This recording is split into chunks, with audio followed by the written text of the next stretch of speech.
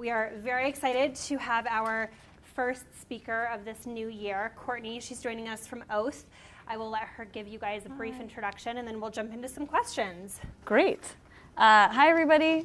I met a few folks as you were coming in. Thanks for taking time. I know everyone's really busy, so hopefully we'll have a little bit of fun, and we can talk about pretty much whatever you want. I did get a little bit of guidance from PR before we started. No, I'm thrilled to be here. I have a long history in working with this organization in different roles. A little background on sort of Oath, and then I guess we'll dive into questions. So Oath is, who knows the brand Yahoo? Okay, great. So happy marriage between Yahoo and AOL and a bunch of other sort of cool technologies, ad tech, all under the Oath umbrella. We were purchased by Verizon. So Verizon bought AOL, and then they bought Yahoo, and we formed Oath in June. So new company in a growth stage with very, very stable house of brands. So when you think of Oath, it really is a B2B for those marketers in the room. It's the B2B brand. It's a values-based brand. Every employee has an oath. We can talk about that while I'm here. And it's a belief in creating brands that people love and then doing really fun work to super serve our customers. So the people that use our Yahoo Sports and HuffPost and AOL and Yahoo Mail. So that's Oath. And it's fun to be a part of a new company in a growth stage, but with a storied long years. Like Yahoo Sports hit 20 years. So really, really, really great brands that we get to represent. And then I specifically run U.S. field sales. So I'm responsible for all of our top clients in the U.S. across verticals and the work that we do with them on the suite of products that we have at Oath. So that's me. Lovely. So your current job, head of U.S. sales. Dish has marketing, but from a sales perspective, can you talk to us about what that role really encompasses, what your team does on a day-to-day basis? Sure. So it's funny, I was talking to, I have a 3-year-old, so I have a toddler, she's 3. And I said, hey, I'm going to go talk to a bunch of really cool people. I call everyone that I work with my work friends because she understands that. So I said, I'm going to go talk to my work friends. What should I talk about when they say, what do you do at Oath? And she said, I even wrote it down. She said, talk about cupcakes, gummy bears, boots, and then broccoli and carrots. It was really funny. And so, but I was like, oh my gosh, that's so aligned to my job. But she's really into candy right now. So, and I will get back to that because it actually is a nice parallel. But so yeah, I lead U.S. field sales at Oath. Our responsibility is we sell everything that lives within the Oath umbrella. So when a marketer comes to us and they say, I want to run video advertising or native advertising, search, things that run in the Yahoo Fantasy Sports app, custom programs that we may do, like we did a really cool custom program around the NFL for Pizza Hut, hyper relevant to sports, and everything from a content perspective, like imagine all those house of brands I talked to you that Oath is responsible for, all of the advertising products that live in those experiences. So that's what my team does. We're broken into verticals, which is pretty fun. So I'm a really big believer in becoming an expert at your craft. And so my team is structured such that I have someone who's responsible for financial services. And so all the folks on that team know everything they need to know about financial services and the sub-verticals that live within that, as well as their customers. So it's a ton of fun. We spend a lot of time with clients. You guys are clients, which is great. And I was laughing. I was like, when was the last time I was in that building? And so I personally, my day is never the same, which is kind of what I love about what I do. And maybe to ladder it back a little bit to like how I got to where I am. I came from Yahoo, so I was at Yahoo 8 years. And then we created Oath in June as an executive team. And then here we are today, and I can't believe we're, 7, 8 months in. And I led a sales team at Yahoo. I took on a different role, a more significant role at Oath, and have been sort of racing like a crazy person, since the formation. But there's no average day that looks the same. And so, I'm thinking about, I wake up every day and, after I get my toddler out the door and myself organized and on the road, I'm spending time really on 3 things. And I try and ladder up everything I do to only focus on these three things so I don't get distracted. But it's delighting a customer, so that's one. So I spend a lot of time with customers and then thinking about customers, which is hopefully what you guys are doing. The second thing is driving revenue, top line revenue growth, and there are lots of revenue metrics that I think about. And then the third one, which is a really big deal as a leader, is retaining top talent. And so that's my role. And so every day I audit my calendar and I make sure what I'm doing it points me, that's my true north to those three things. And it's what's kept me there. So it's been pretty fun. Cool. So you said every single employee at your company has their own oath. Would those three be yours, or what would you say yours is? So my personal oath is always be curious. So for those that know me at work, sort of laugh, I ask lots of questions. So when I'm with customers, the best meetings are ones where I don't say much. So I get a chance to just learn from other people, and it's been part of my life. Like I was just actually when I was in the car on the way here, someone mentioned something, and what's her name? She's that astronaut that just got back, Peggy Whitson. Have you guys heard of her? She was in space for 665 days. Anyway. So I'm fascinated by the world and people, and so I ask lots of questions. So that's my oath, and it's fun. So when we form the company, we have company values, and everyone comes up with an oath. And so our customers know what our oaths are. We've done lots of fun activations with customers. Our clients have oaths, which are fun as well, and they're pretty indicative of people's personalities, which is kind of cool. But they only can be 3 words. So originally I had a 4-word oath, and they were like, sorry, it has to be 3 words. So, it's pretty fun. Great. Can you talk to us a little bit about lessons you've learned along your journey to get to where you are today that you think might be applicable for people in the room? Sure. Going back to my daughter's comments on cupcakes, what was it? Cupcakes, gummy bears, boots, and then broccoli and carrots. It was funny as I was, just thinking about, where I could hopefully add some value to you as we spend a little bit of time together is my role and how I add value to my team. A lot of it is the fun at the top, so the gummy bears and the cupcakes, that's a lot of fun. The boots are a utility, and the carrots and the broccoli at the bottom are the things that make us better. And so, in all seriousness, she was kidding, and those were the 4 things she really wanted me to talk about.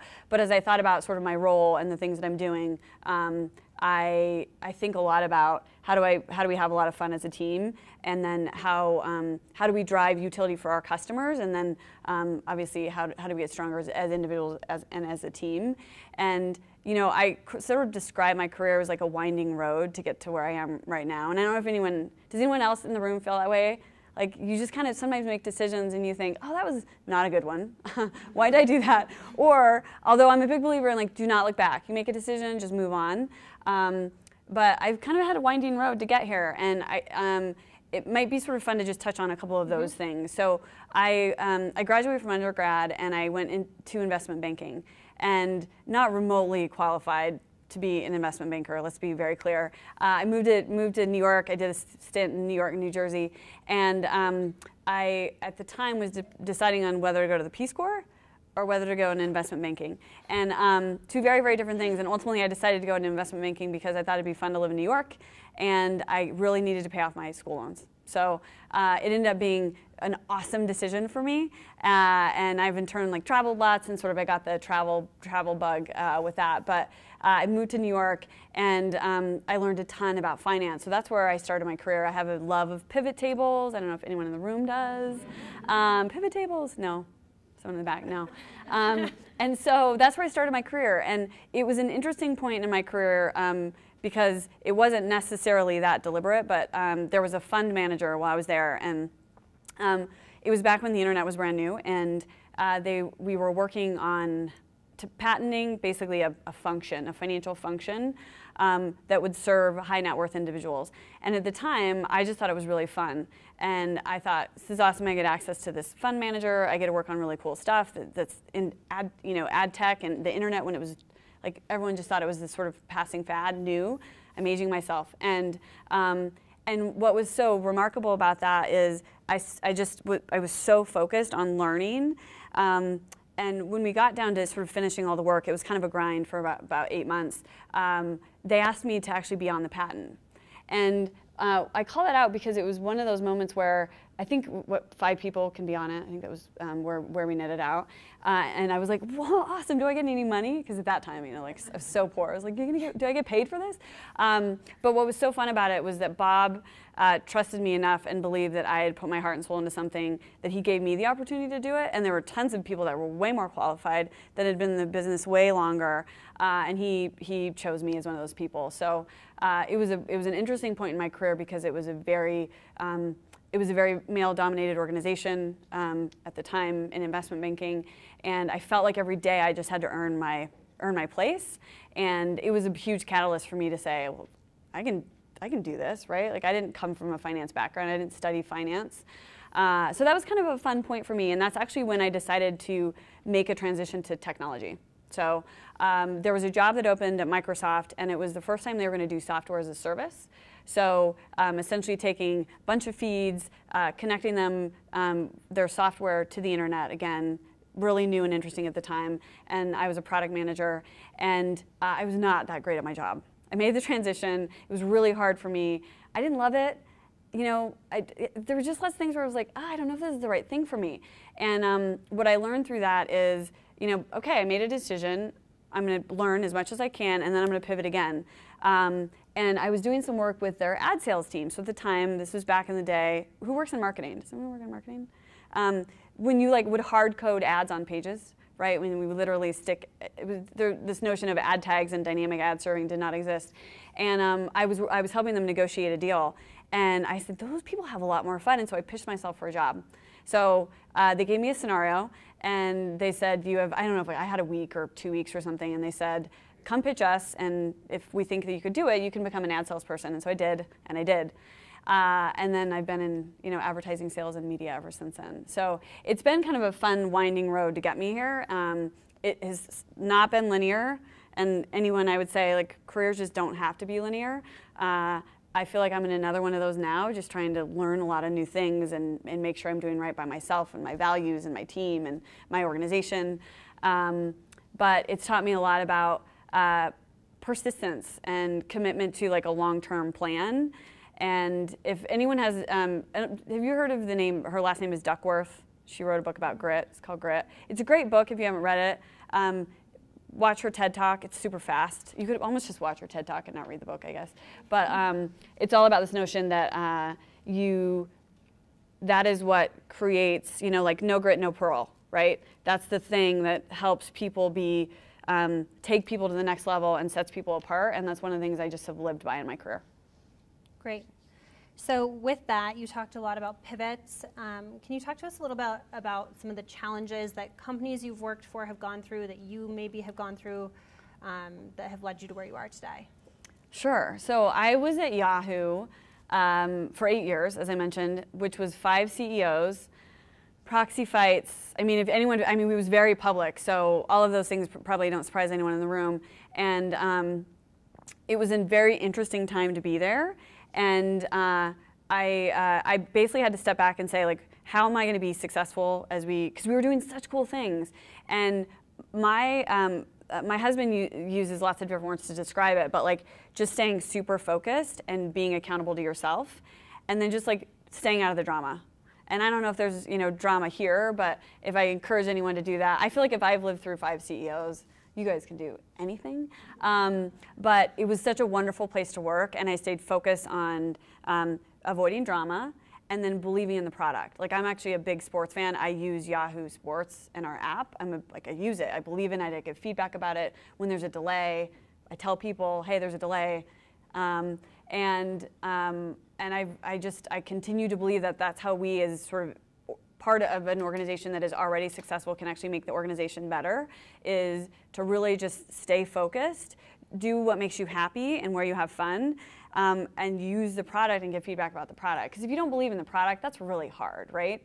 Waking up every day, I think that's a huge, important part of what we do. Yeah. So something that you and I were talking about earlier that I think we hear a lot from our members is this whole work-life balance myth, right? And you said you maybe have some tips that you could share that are a little bit more tangible for ways that you try to seek that in your life. Yeah. So Yeah. No pressure, but I think a lot of people have that as one of their big ticket items they're always curious about. Yeah, I think it's interesting right now. And so I'm a voracious reader. I'm a total bookworm. And one of the things I think is interesting that's happening right now in corporate culture, and especially in tech, so in our world, is the requirement to perform better, right? Like better, faster all the time. And it puts a lot of pressure on you as individuals and then the organization overall to be successful, right? So I think I recognize that, and you feel that culturally in different organizations that I spend time with.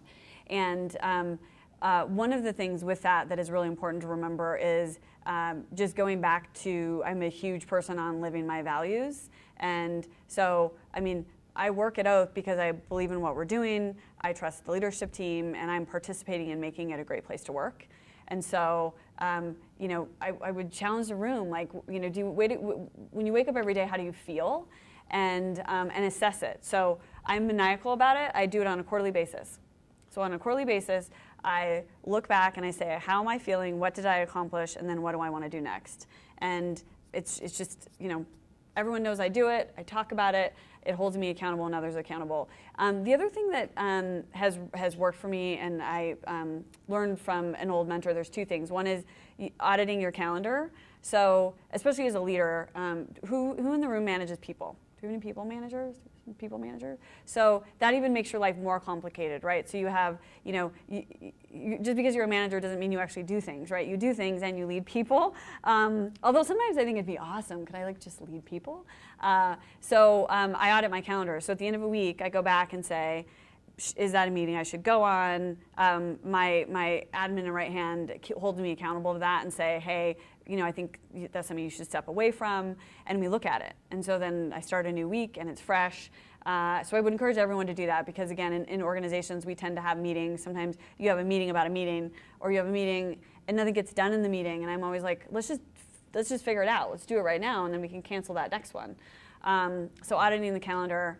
And then the last thing is just going back to my values comment, is this notion of having things that are negotiable and then things that are non-negotiable. So I have a 3-year-old, I mentioned that before. She is in my heart and soul, the most important thing in my life, non-negotiable. And I take her with me when I travel a lot. It's harder as she's gotten bigger because she's 3 now. She's not here in Denver, she's at home. But you know, when I do a long trip, I really try and spend as much time as possible with her. And one of the non-negotiables that anyone who knows me knows is that from about 6 o'clock to about 7:30, do not contact me. And if you do, I'll get back to it when I'm done. But having dinner with my family is a non-negotiable. And it wasn't always easy for me to do that when I first came back from having a child, and I'm happy to talk about that. But I have my things that are negotiable, which are, you know, when I travel, where I'll go, but I only travel so much, and then I'm done. And dinner with my kiddo is non-negotiable, and drop off 3 days a week when I'm home is non-negotiable. And it's kind of freeing because balance is really hard to find. Going back on my comment of, you know, there's this frenetic pace at which everything happens, and if you don't create space for yourself, you're allowing other people to create it for you, which is totally not, you know, what I would recommend is, I mean, that creates burnout, right? If you let others control your calendar, or you don't feel like you're your happy natural self. Like maybe your non-negotiable is that you have breakfast, or maybe your non-negotiable is that you make a salad at lunch and you need 20 minutes. Whatever, I would encourage everyone to do that and really own it, because you should never apologize for things that make you happy or feel good. Great. So when we talk about some of the things that you really focus on, one of the ones you mentioned is retaining talent. How do you look at that as a leader, and then how do you influence that within your teams as well? So talent management, and at my level, is arguably the most important thing that I do. I'm looking at you. You know, it's a huge deal. And as someone who grew up in an organization and then is helping to build another one, it's really hard. And maybe I shouldn't be open about admitting that, but it is. And culture, like if you read any HBR case study, the reason why mergers and acquisitions or company creations do not work is because of culture. It's not that the product isn't good, but it's how do you create an organization that people want to be a part of and feel passionate about. There was a book I was actually going to mention to you guys. It's called Drive. Has anyone heard of it?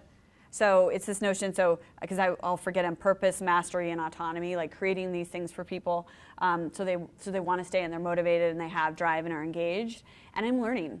So we created the company in June, and the ways that I think about talent management are actually different than the ways that I was thinking about it before.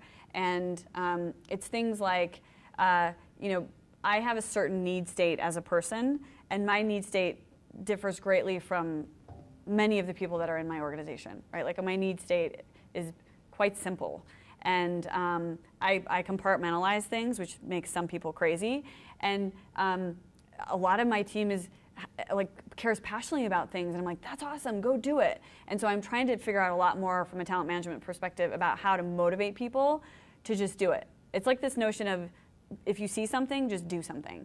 And so they don't feel like they're waiting on me to do it, because great employees and teams are built from everyone that's doing the work, which is everyone in the room here, and everyone on my team in New York and Atlanta and California and Boston. And so I learn a lot from my teams. One of the things I do, and I think now people are on to me, is I do skip levels, and they're sporadic. They're spontaneous. So I just call people. And for some people, it freaks you out. I'm a phone person. I love calling people on the phone.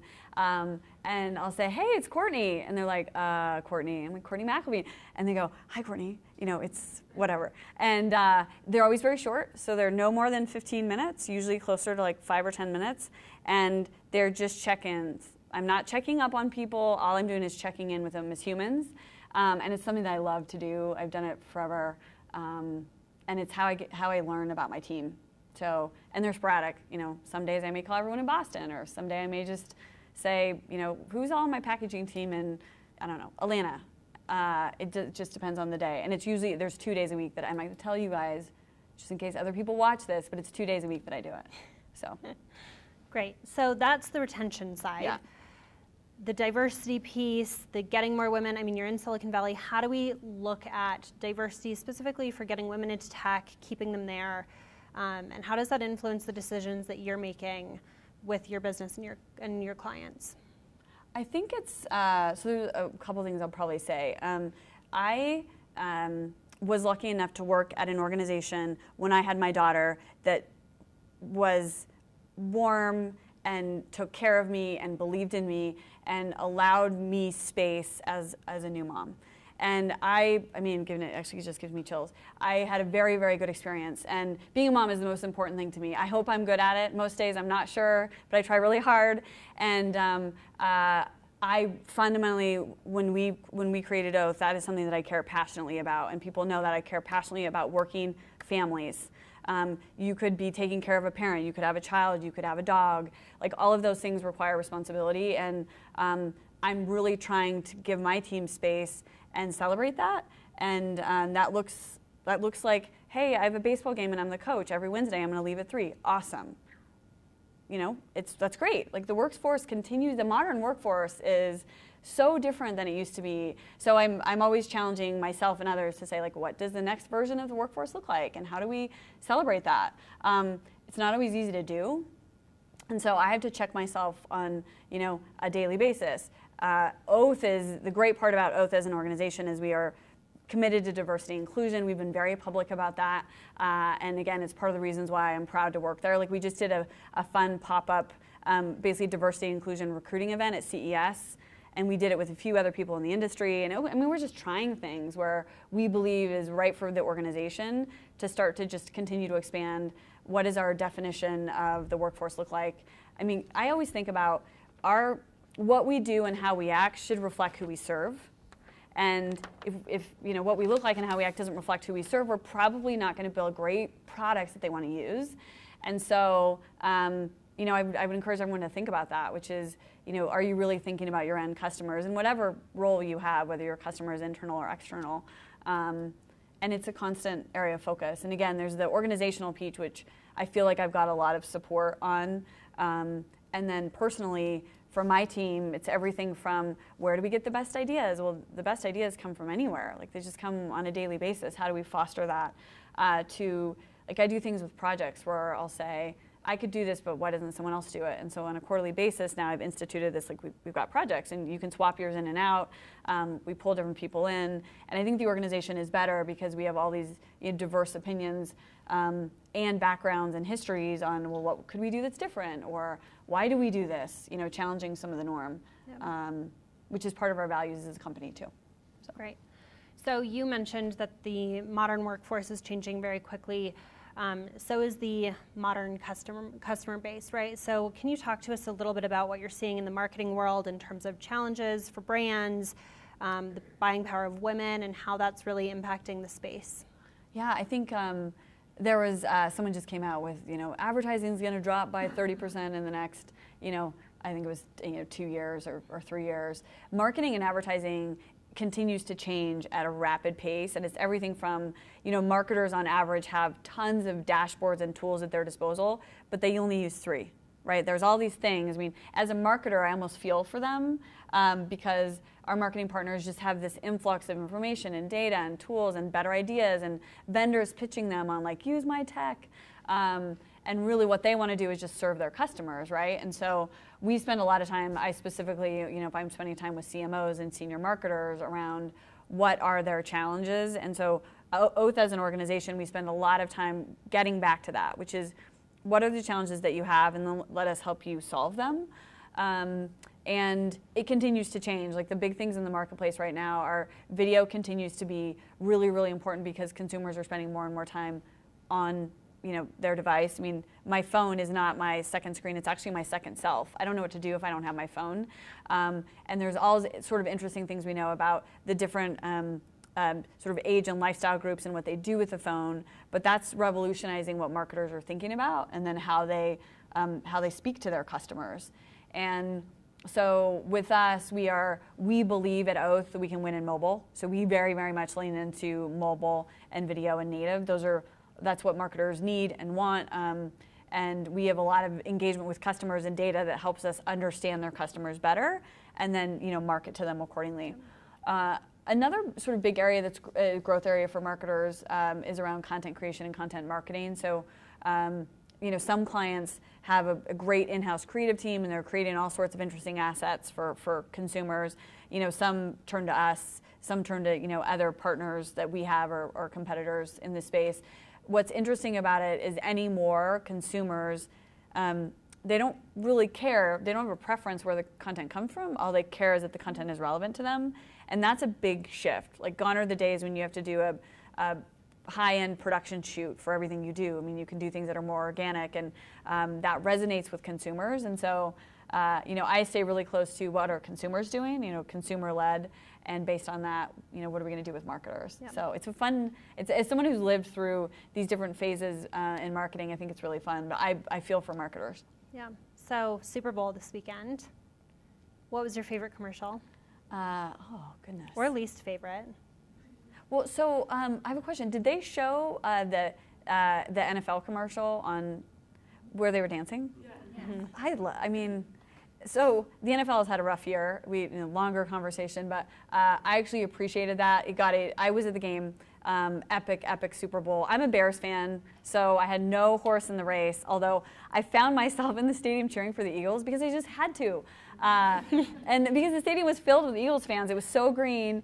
And I don't remember the Eagles song, but I feel like I should. So I ended up rooting for the Eagles. But it's interesting because I had to watch them before and then after, because we only saw smatterings of them while we were in. But the reason why I actually appreciated that was because we have a significant relationship with the NFL. The NFL has been through a lot, and I have participated in lots of what we're doing with them because I believe there's so much good that happens with sports. I mean, consumers are. I was listening to this talk. It was an NPR podcast. It was fascinating, and it was about the commoditization of attention. And if anyone's interested, I'll tell you what number of podcast it was. It was really good. But one of the things that has stood the test of time for marketers and consumers is passion around sports. And so, I think the Super Bowl was no surprise. The commercials came out later. You guys may have noticed that. I actually did a press piece on it. Someone said, "Why are the commercials not out yet?" And there was an element this year that people wanted a surprise. Right, to some extent, marketers were holding things. So it was kind of interesting to see what they did this year, which was there was a holdback of commercials. There was certainly, thank goodness, no one did anything super provocative. Given the political climate and everything going on there, I felt like there was a lot of respect that was held in that space, which was great. But it wasn't, when you have those years where there's just one that just makes you cry. I didn't cry. I'm not a big crier anyway, but the Olympics are coming up, so it could be coming. Yes. Procter & Gamble will probably get you. Procter always makes me cry because they do that stuff with moms, and now that I'm a mom, it just makes me cry. It's funny. I'm a pretty practical person, if you can tell as I've been talking. But now that I'm a mom, man, if I hear a commercial, I'm like, huh? And anyways, my husband laughs at me. He thinks it's funny. So new voice for Alexa. Who would you pick? Oh my goodness, that's a good question. I didn't give that one to her earlier. You didn't? So. Oh. Okay, so. What? Who would I pick? Who do I like? I mean, I could go with the voice that I think is encouraging and wonderful, like Sheryl Sandberg, right? Like I could go, wouldn't that be awesome if her voice was on Alexa and she was encouraging you?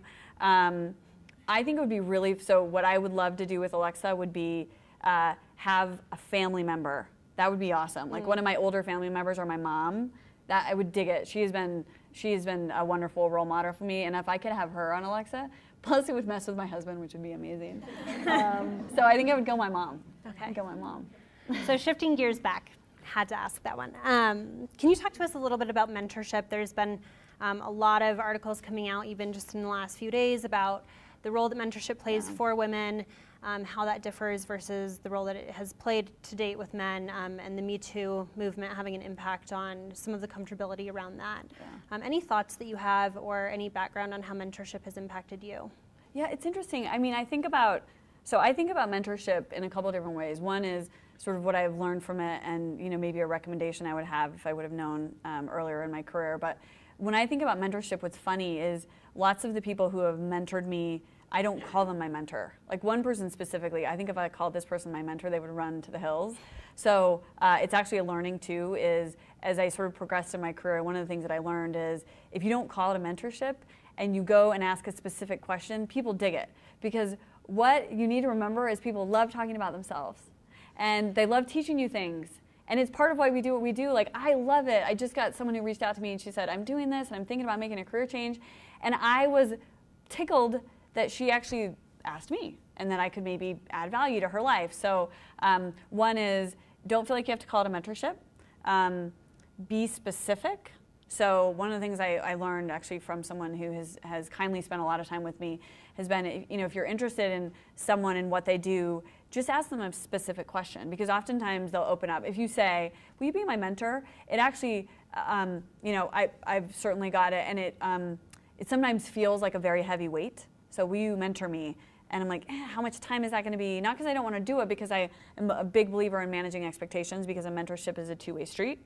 So, I would encourage anyone, go to lots of different people and ask them a question or ask them for time. Ask them for 20 minutes or less. People, I love that. And say, hey, there's just one thing I want to talk to you about. And you would be surprised at the number of people that will respond to you, whether it's here in your organization, even in different functions, or outside the organization. If you see someone speak at an event and then you send them a note on LinkedIn, I mean, people, for the most part, are good, kind humans. And if they don't respond to you, you don't want to talk to them anyways. So that mentorship, I think, is really important. The other thing that I would say is, going back to that guy early in my career, that fund manager, he has no idea the impact that he had on my career. And I suppose maybe I should tell him. I actually thought about it at one point, but then I thought, what would I say?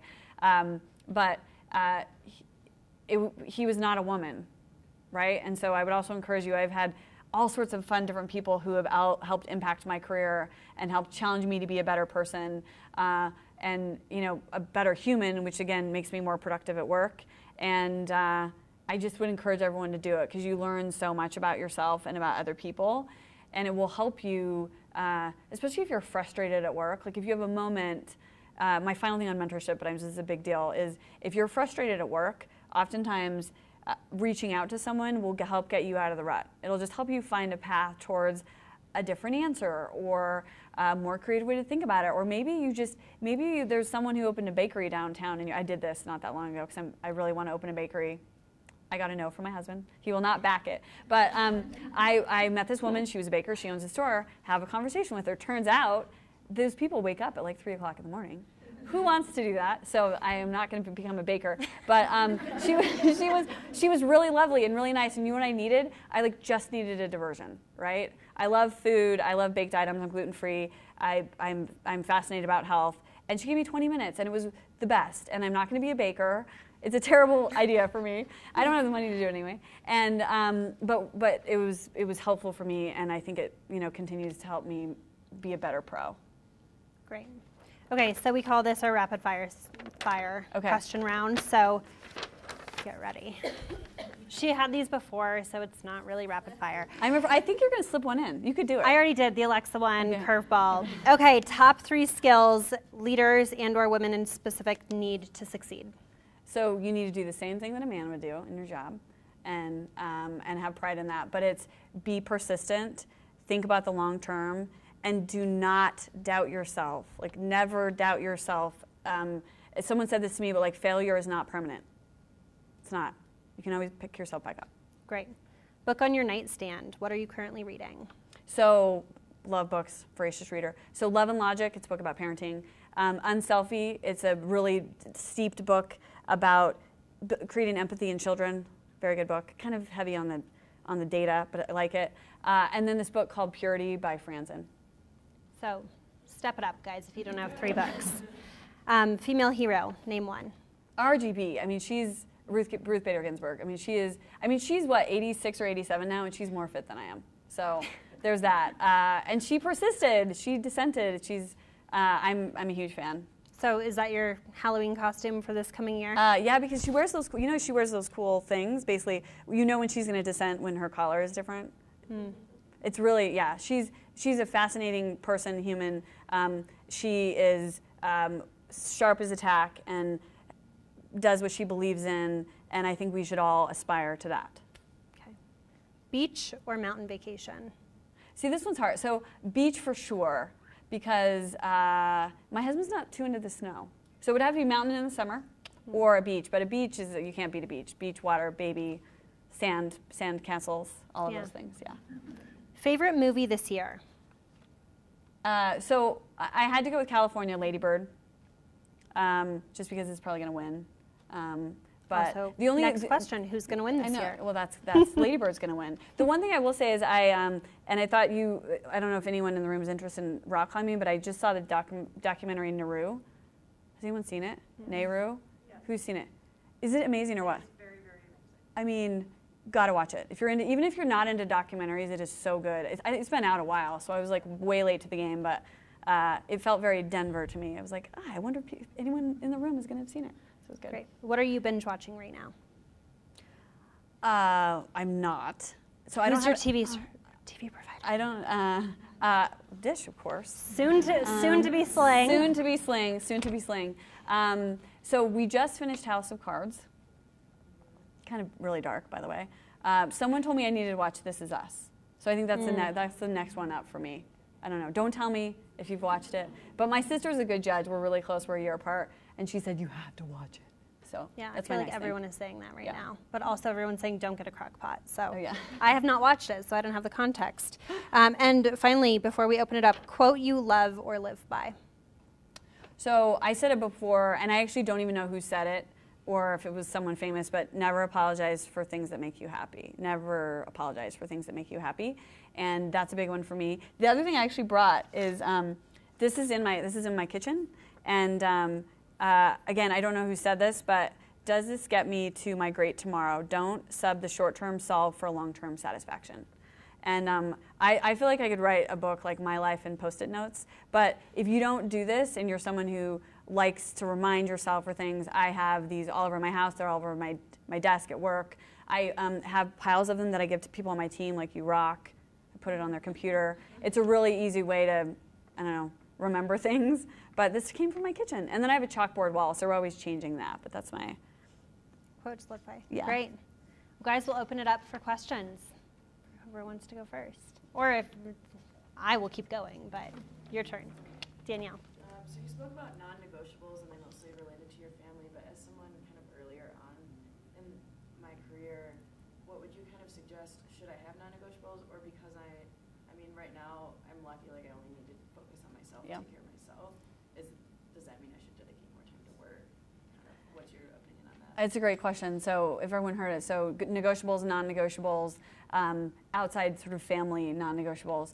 So yes, I mean, I think that actually applies across, where you are in your career, whether or not you have family, because what it's about is about sort of drawing boundaries and then staying focused on where you want to go long term. One of the things that I think is important to think about using no strategically or saying yes, please strategically. So what I mean by no strategically could mean oftentimes when we have free time, we'll get loaded up with stuff. And I'm a yes person. I'll say, yes, I'd love to do that. Yes, I'll take that. And it gets really hard. And so finding ways to say, actually, this is much more in line with where I sort of want to go. And feeling like you have the confidence to do that. It's hard to do, but think about little ways you can do it physically in your job. And then yes, one of the things that, it's part of the reason I am where I am professionally, but I ask for things. So I find topics that I'm interested in or new things I want to learn, and then I'll ask to help. So can I work on that with you? Or would you be willing if I watched you do that? Or could I go on a call with you? And it's how over the years I just have had lots of fun.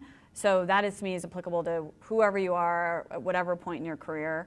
And I still think that having sort of boundaries and figuring out your sort of personal self and your work self is really important, right? Because if you're great in your life, you're going to be great at work. And if you feel fulfilled in your life, like those two things mesh together, because people work all the time anymore. And so I feel like it's hard to separate.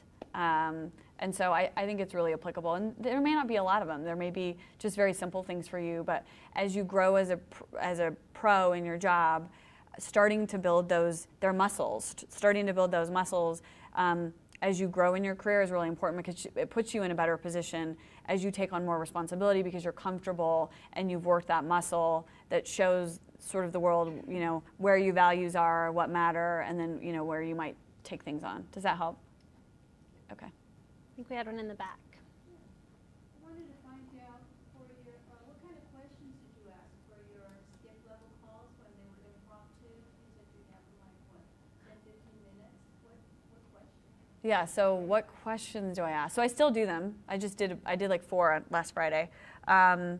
It depends on the day. If I'm feeling sort of like sassy and fun, I'll say, what'd you do over the weekend? Sassy. I'm not really that sassy. I am trying to get everyone to know everyone in their family. So I am really trying, I'm very clued in on who has kids, who has a dog, who travels a lot. Like those things, I'm still in that phase with my team, is a lot of that. I'm just curious, I want information gathered there. Some people go straight to business because they feel comfortable. Like if Courtney's calling me, I got to tell her what I'm doing. And if they do that, I try and still have a conversation with them that's helpful. And I'll say, they'll say, I just had one. He said, I'm working through this problem. I think they're not going to spend as much. And I said, well, what's your specific next step you're going to take? Should we brainstorm it? And so we spent 10 minutes. And I think he emailed me after, and he was jazzed. And so I just took about 10 minutes to brainstorm with him. You do get some people who are harder, where you're like, how are you? Fine. What's going on? Nothing. And so I tend to tell a total self-deprecating story, because I am always doing something embarrassing. Like I was in Chicago, I left my luggage in the trunk of a cab.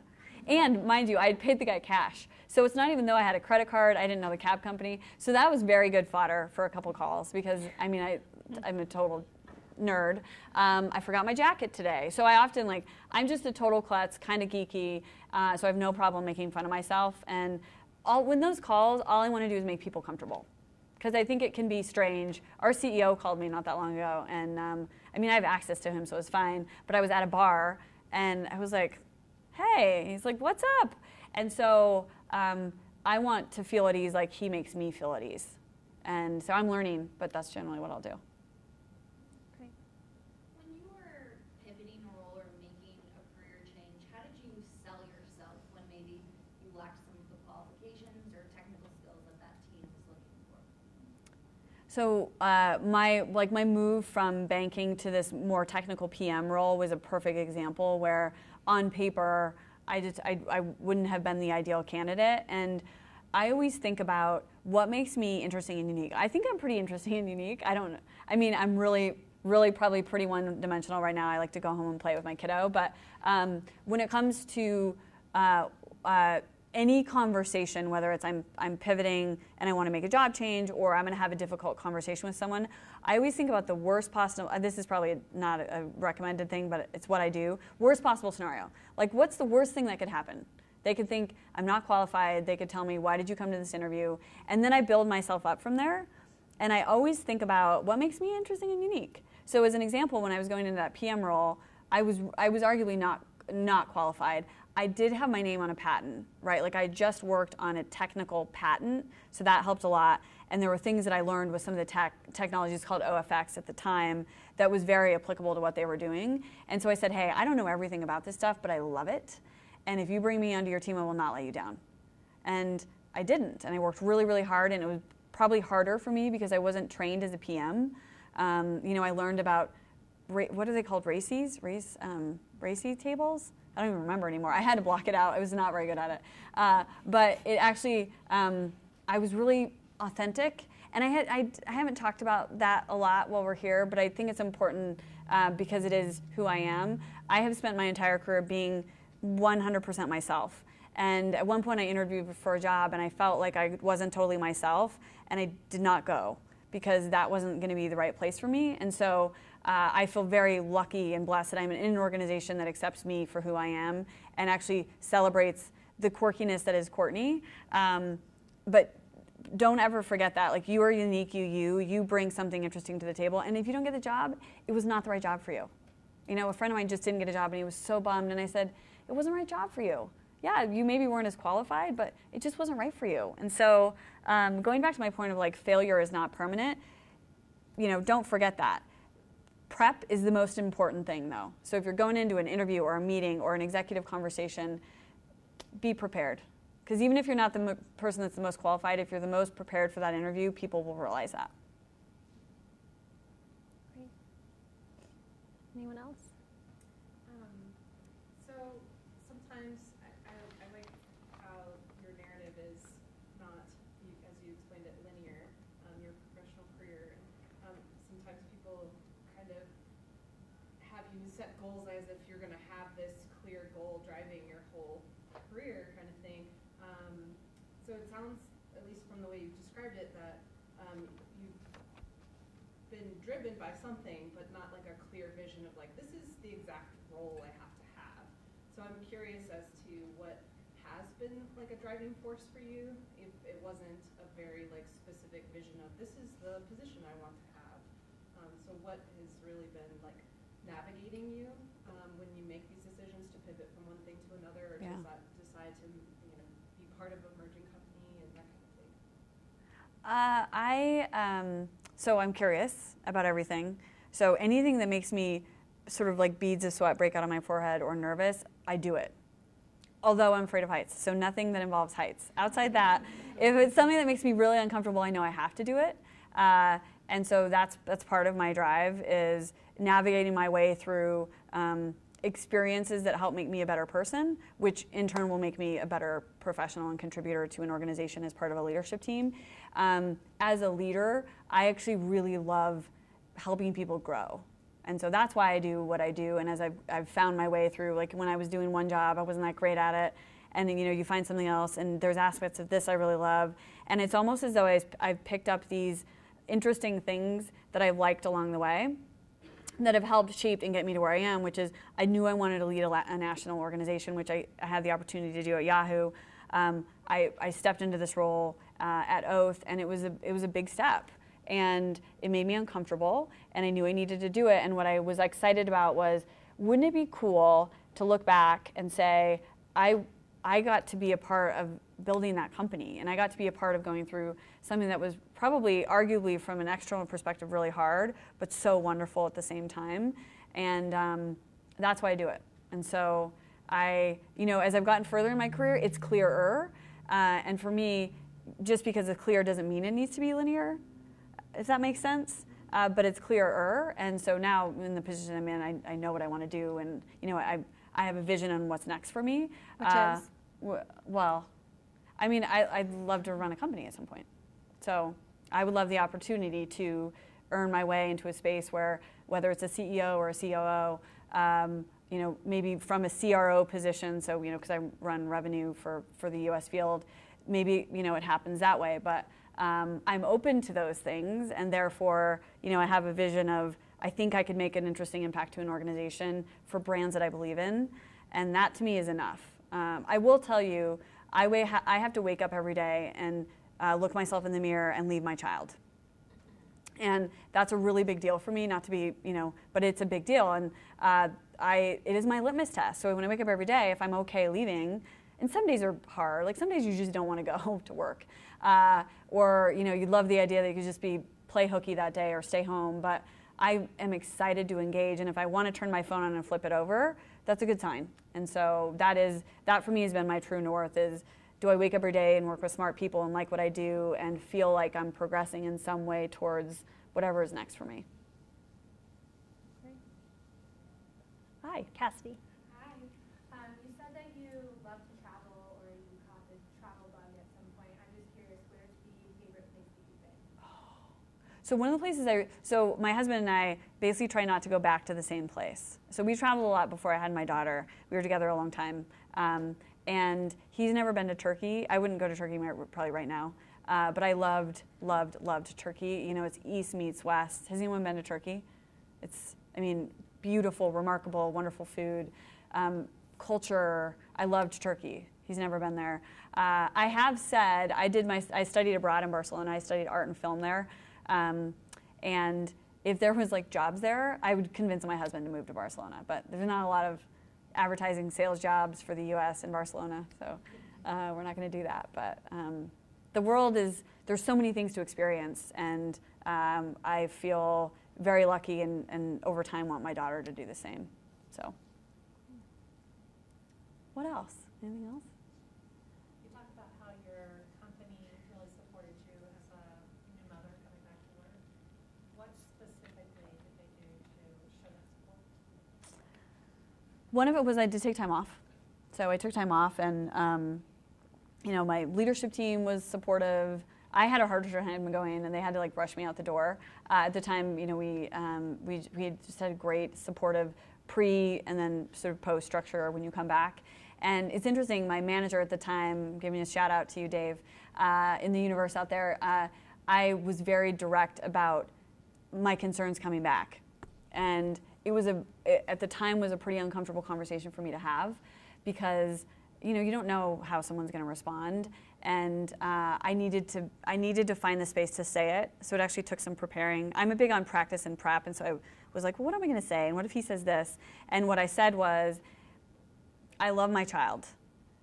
Coming back to work is really hard for me. Here's a couple things that I need to talk to you about. And I talked to him about how much I would travel, that was one, and I talked to him about when I would leave, because I work in the Bay Area and traffic's really bad, and I would miss windows, and I said I'm going to leave 2 days a week at this time. I don't even know if you would remember that conversation, but it was a big deal to me, and it was cool, you know? And it was kind of awesome, you know, it goes down in those, okay, well that was cool. Why did I worry so much? But I felt like, you know, I was a part of peers, and you know, he was my direct manager at the time, was supported and wanted me to be happy. And although he wasn't living my experience, he wanted me to enjoy my experience. And it was a big deal for me, because that was when I really tried to start to show my team better ways on how I would like them to get out and, you know, enjoy their life that is their life. And it goes back to someone was a coach. He's not on my team anymore, but he left, and it made him really happy, and I love that. And I had no beef with that, and we were very open about it. And so the openness was something that takes time to get there, but you know, it has helped me and been an encouragement for me in my career. And there's also just people around you. I think opening up about things, I was very hesitant to at first, because, you know, and so it took a while for me to say I'm having a really hard time. And you know, I really miss being home. And oh my gosh, my first business trip away, I cried. And there were just a lot of people around me that cared about me. So, Great. Anything else? Last one, favorite brand. You can say Sling or Dish if you want to. After Sling, for sure. So I love technology. So I might go. I'm fascinated right now because we're getting a new home security system. So we're doing lots of research on that. So I haven't identified my favorite brand yet, but I'm on my way there. I love this face oil called 1,000 Roses. Anyone's tried it? I don't know. Right now, that's my favorite because I'm on so many planes and it keeps my skin moisturized. And there's little things. Self-care is such a big deal. So my first night on every hotel will wrap, but I have a routine. I land and I get these face masks from Target, and I do one. Like the first night, I go anywhere, and people tease me. No joke, they know that I do it. And even if it's late at night and I land, I do my face mask. So. Well, and today was an early morning, so thank you for jumping on a plane and making sure that in your calendar audit, the Dish Women's Network popped right to the top. I could not be more happy. I feel so lucky that you invited me in. Well, and we're glad you recovered from being sick last week, and thank you guys for being flexible with your calendars. Thank you so much for joining us. And thank you so much for sharing your thoughts today. And for those of you who want to share this out, there will be a video coming in the next few weeks. So thank you, and if anyone wants to stick around for pictures, feel free. Thank you. Thanks. Nice.